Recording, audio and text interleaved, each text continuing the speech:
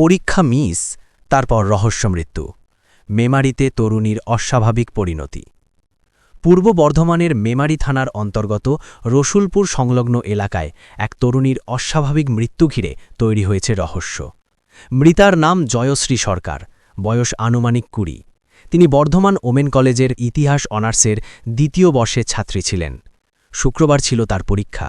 পরিবার সূত্রে জানা যায়, তাড়াহুড়ো করে বেরোনোর কারণে ট্রেনের টিকিট কাটা হয়নি। অভিযোগ, বর্ধমান স্টেশনে টিকিট পরীক্ষার সময় তাকে দীর্ঘক্ষণ আটকে রাখা হয়। পরিবারের দাবি, সেই সময় তার সঙ্গে অসদাচরণও করা হয়েছে। তারপর কি ঘটেছিল? পরীক্ষা আর দেওয়া হয়নি। দুপুর প্রায় 2:30 নাগাদ বাড়িতে তাকে ঝুলন্ত অবস্থায় দেখতে পান পরিবারের সদস্যরা। তড়িঘড়ি খবর দেওয়া হয় পুলিশে। উদ্ধার করে হাসপাতালে নিয়ে গেলে চিকিৎসক মৃত ঘোষণা করেন। পরিবারের পক্ষ থেকে লিখিত অভিযোগ দায়েরের প্রস্তুতি চলছে। একটি পরীক্ষা মিস করা, নাকি তার আড়ালে আরও বড় কোনো চাপ, অপমান বা অজানা ঘটনা? মেমারির এই মৃত্যু ঘিরে এখন ঘনাচ্ছে রহস্য। তদন্তে কি উঠে আসে সেটাই এখন দেখার। আপাতত সেটা হচ্ছে, মেয়েটা সকালবেলায় 9টার ট্রেন ধরে বর্ধমান যায় পরীক্ষা দেওয়ার জন্য। প্রথম বলি পরিচয়টা, উমেন্স কলেজে পড়ে, হিস্ট্রি নিয়ে, হিস্ট্রিতে অনার্স। তো বর্ধমান প্ল্যাটফর্মে যখন নামে, ওকে টিটিতে ধরে। টিটিতে ধরার পর ওকে মানে শ্লীলতাহানি থেকে শুরু করে হ্যারাসমেন্ট, মানে একটু ওখান থেকে মেয়েটা ভেঙে পড়ে, বাড়িতে ফিরে আসে পরীক্ষা না দিতে পেরে।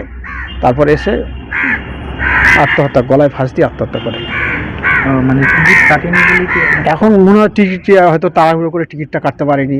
কোন কলেজে পড়তো? উমেন্স কলেজে পড়তো। কোথায় পড়েছিল? উমেন্স কলেজে হয়তো পরীক্ষা ছিল আজকে। উমেন্স কলেজ, হ্যাঁ, পরীক্ষা ছিল। সেকেন্ড ইয়ার পরীক্ষা দিচ্ছে। বাড়ির নাম কি? জয়শ্রী সরকার, বাবার নাম হচ্ছে জয়দেব সরকার। বাড়ি হচ্ছে রসুলপুর মাঠপাড়া।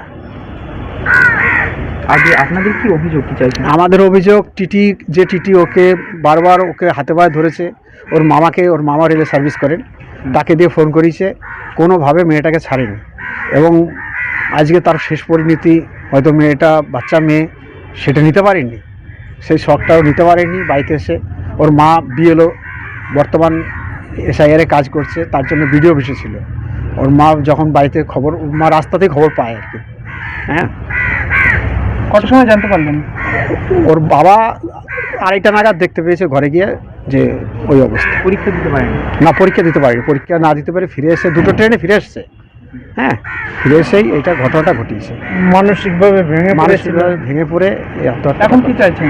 আমরা চাইছি যে টিটি, যার জন্য আজকে এই ঘটনা ঘটলো, এত কিছু জানার পর, সব কিছু জেনে শুনেও আজকে যেভাবে ওকে আটকে রাখলো এবং পরীক্ষা দিতে দিল না, আর যার জন্য এত বড় চরম পরিণতি ঘটনা ঘটলো, তার তো আমরা উপযুক্ত শাস্তি অবশ্যই চাই।